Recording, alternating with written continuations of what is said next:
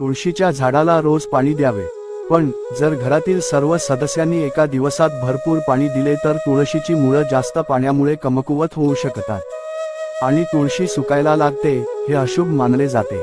सकाळी तुळशीच्या रोपावर पाणी टाकून प्रदक्षिणा मारायला विसरू नका। रविवारी तुळशीच्या रोपाला पाणी अर्पण करू नये, तसेच या दिवशी दिवा देखील लावू नये।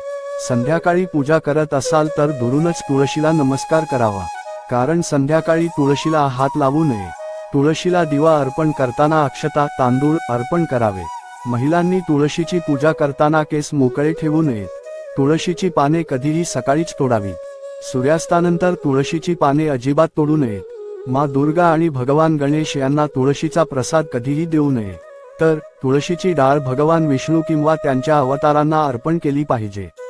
तुळशीची पाने शिळी झाल्यावर फेकू नका, ते कधीच शिळे होत नाहीत। भिवू नकोस, मी